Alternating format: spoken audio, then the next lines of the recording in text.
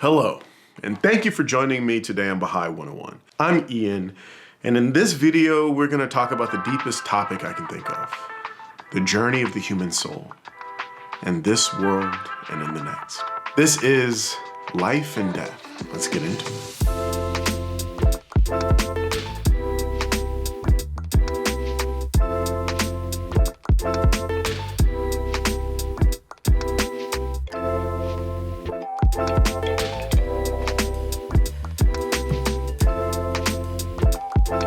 Baha'u'llah, the prophet founder of the Baha'i faith, teaches us that human beings are the combination of a physical body and a soul.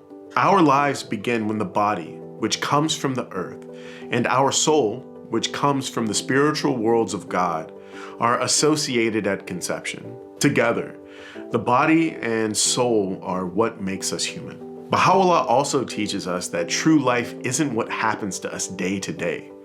True life is the development of our souls. The Baha'i Writings use the analogy of a child in the womb of its mother to help us understand the importance of the development of our souls. Abdul Baha, who is Baha'u'llah's son and chosen successor, tells us in the beginning of his human life, man was embryonic in the world of the matrix, which is the womb. There he received capacity and endowment for the reality of human existence.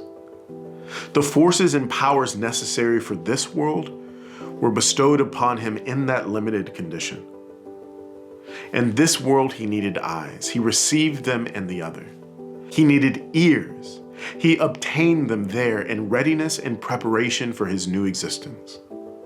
The powers requisite in this world were conferred upon him in the world of the matrix. He also tells us, the baby does not understand why it has eyes, ears, etc. It has no use for them there.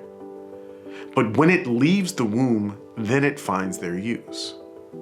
We understand how vital it is for the baby to spend a full 9 months in the womb, developing all of its organs and senses to be equipped for life in this world.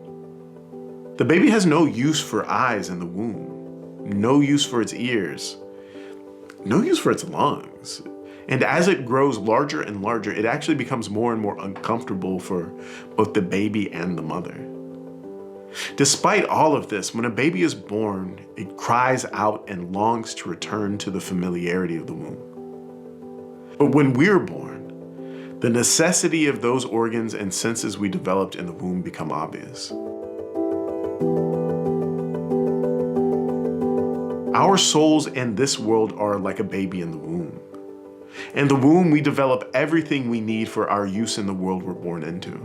In this world, we must develop everything we need for our use in the next world. If the next world is a world of pure spirit, then what we must develop in this life is our soul. Abdul Baha explains, in this world he must prepare himself for the life beyond. That which he needs in the world of the kingdom, the next world, must be obtained here.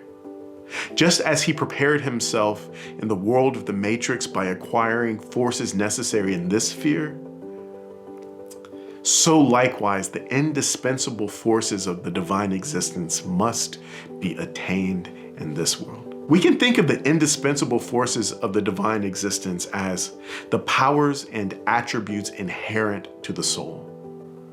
Like our capacity for love and kindness and perseverance and our will to act selflessly. In other words, our character. It's also our ability to reason and distinguish truth from falsehood, to understand what things in life uplift us and what sink us into materialism. These we must constantly seek to develop and refine. And much like the way the blood and food of its mother sustains the child in the womb, the spiritual nourishment of prayer and meditation fuels us and sustains our spiritual life in this world. Abdul Baha explains, all the time too that the child is in the womb of its mother, it receives all its life and nourishment from outside of itself. If it were cut off from that life, it would be in a dead state. So it is with the soul here. If it is cut off from its spiritual food, it is dead. The spiritual nourishment of prayer and meditation fuels us in our efforts to lift the burdens of others. These efforts are essential to the meaning of our lives in this world and provide us with consistent opportunities to refine our characters and improve the world in the process. It's a pretty complete cycle, and it's why I think we have so many years on this planet. We have time for a full character arc, lots of opportunities for service, and for the development of our souls.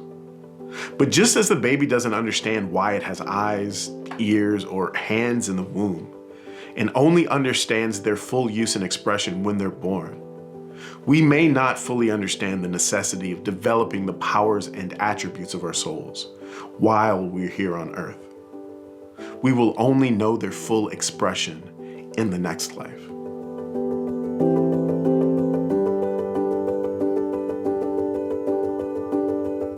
When that physical life ends, we pass to the next world like a baby being born.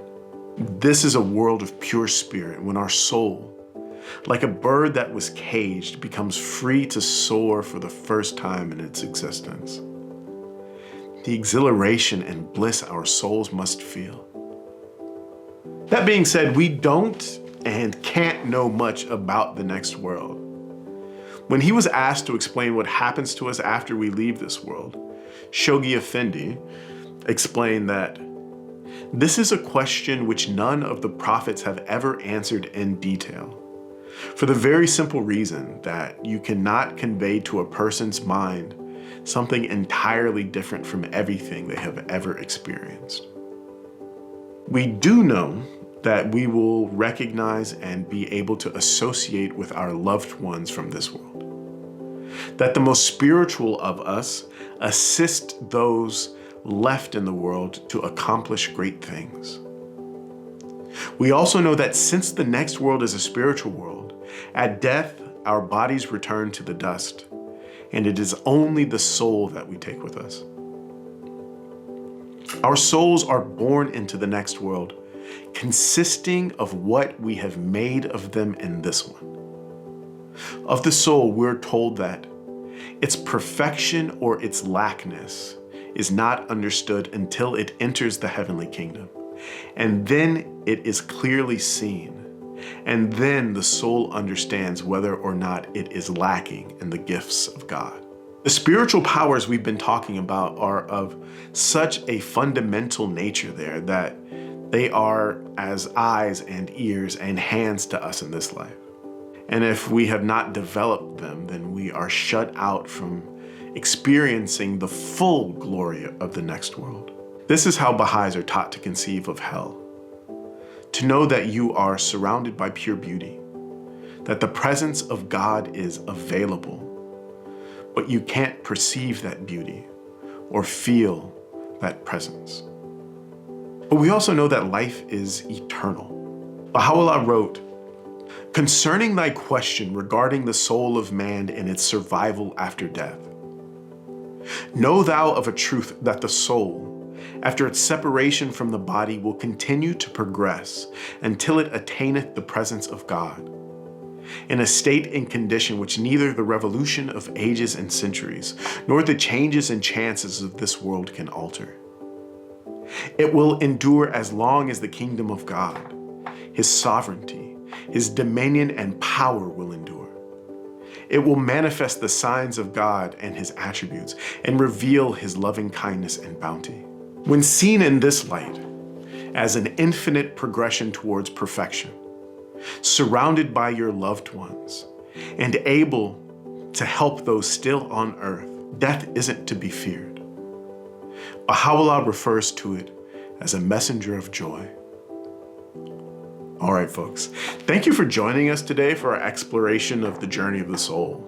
From its origins in the spiritual worlds of God, through life in the womb, its life in this world, and its life in the next. It's a beautiful, mysterious process, but if we take away one thing, let's leave with the idea that life is more than what we experience day to day. True life is the life of the soul. Peace.